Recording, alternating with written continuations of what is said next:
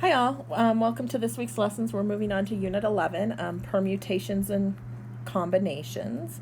So we're going to start with permutations. The first thing we're going to do is just define a few things, give a few examples before we move on. So here we go. So we're going to define the word factorial first. And the symbol used for factorial is just an exclamation mark. That just means factorial. And it says to multiply a series of descending natural numbers. Well, what is a natural number? You probably learned this, oh my gosh, your sophomore year when we did that. So natural numbers are 1 through infinity. Positive numbers, so 1 through infinity is a natural number. 0 is not a natural number, so 0 doesn't count. It ends or starts at 1. So if we're descending, it would end at 1. Start at that number and end at 1. So we're going to multiply any numbers starting at the number that they give me and ending at 1. So my example would be like 4 factorial. That would be 4 times 3 times 2 times 1. I just multiply them all together. That's it. And it would be 24. Just take your calculator, multiply them together. That's it. Pretty simple. Same thing with 7 factorial. 7 factorial. Sorry, I didn't realize I was on the highlighter. So 7 factorial would be 7 times 6 times 5 times 4 times 3 times 2 times 1. And if we multiply all that together, we get 5,040. You just take out your calculator and multiply it together. If you're using Desmos, if you do 7 and then the exclamation point and push enter, it'll give you the right answer.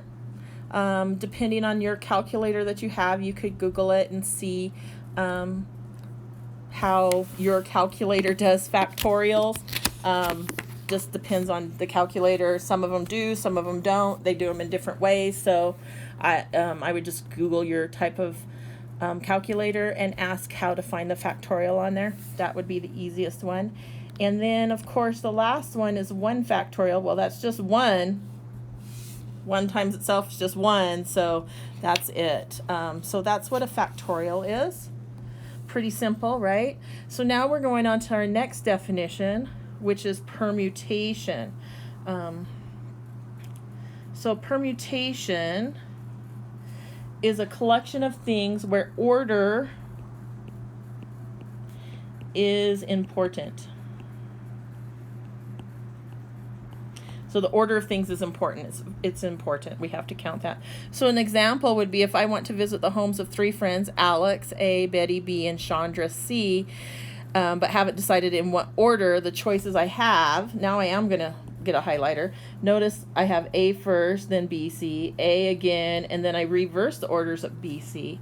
And then I started with B first, and then I have C, A, and C, and again B with A and C reversed. This is easy to talk through because I only have 3 numbers. And then I start with C first with my 2 choices following it. And that gives me how many choices I have, which in this case, if you count them out, is 6, or I could do 3 factorial, which would be 3 times 2 times 1, which, oh my gosh, is 6. Same thing. So I could draw them all out. The problem is the higher my factorial gets, or the higher my number is, the more choices I have. That's why they had to come up with a quicker way to figure out what your choices are, and that's why they came up with the factorial. It works out every single time. So we are just going to practice a few factorials in a few different forms. So it says evaluate the expression, and all we're going to do is find out what it equals, and that's it. So pretty easy. Like I said, you can use your calculator and find the factorial button, or you could just write it out and do it. This one would be 11 times 10 times 9 times 8 times 7 times 6 times 5 times 4 times 3 times 2 times 1. And you just put it in your calculator and see what you get, right? You can multiply it all out, and that would be 39,900,000 16,800. Okay, not too bad. Now we can also divide factorials, as we can see in the next example. So I would have, I'm not gonna write the 9 all the way out, and I'm gonna show you why in just a moment. So in the numerator, I'm gonna have 9 times 8 times 7 times 6 times 5 times 4 factorial. Okay, and then on the bottom I have 2 4 factorial, so I'm going to do 4 times 3 times 2 times 1 times 4 factorial. Now if you notice, I have a 4 factorial in the numerator and a 4 factorial in the denominator, and if I have the same thing over the same thing, that makes a 1, so I can cross this off and make a 1. Okay, so that's why I did not multiply the 9 on the top all the way out, because I knew that I could cancel those 4 factorials out. And now I'm going to make my multiplication a little simpler. I don't have to, just so you guys know. I could multiply the top out, multiply the bottom out, and then simplify. I like simplifying before I multiply because it's a little easier for me. So I'm going to say 4 goes into 8 2 times, 3 goes into 9 3 times, and 2 goes into 2 1 time. So what do I have left? Well, I have left a 3 times 1 times 7 times 6 times 5, and then I multiply that all together, and I'm going to get 630. Okay, so not too bad. Now we're going to do the last example. Notice the 3 in front of the parentheses does not have a factorial, so that is just 3 times 4 factorial, and 4 factorial is 4 times 3 times 2 times 1. Multiply all that together, and I'm going to get 12 times 6, which is 72. Boom, there we go. Or I can put it into my calculator. Make sure you put that times between the 3 and the 4 factorial, or in parentheses, which is fine. And again, I want to say, if you're going to put, speaking of putting it into your calculator, if I was to put this second one into the calculator, I would do this second part in parentheses. Put everything in the denominator in parentheses. And if there's more than one thing in the numerator, I would put that in parentheses also, just to make sure your calculator's doing order of operations correct. So I just wanted to say that really quickly. Okay, we're going to go ahead and move on. I think we have a few more things in this this section to do, and then you're going to work on a few problems, and then we're going to go on to we have 3 parts in this section. So the next part says, actually this is the last part. We have just a little story problem here that we might have to interpret. So it says a television news director has 8 news stories to present on the evening news. So we've got 8 stories. So it says, how many different ways can the stories be presented? Well, you know, if I have 8 stories, I have to present all 8. If I'm going to present, how many, how do I want to say this? If I, so this is kind of, I'm stumbling over my words, I'm so sorry. How many stories do I have to choose from to do the first story? Well, I have 8. And how many do I have to choose to do the second story? Well, I've already chosen 1, so now I only have 7 to choose from. And how many to do the third story? 6, good. How many to do the fourth story? 5. How many to do the third story? 4. Okay, so this is stories.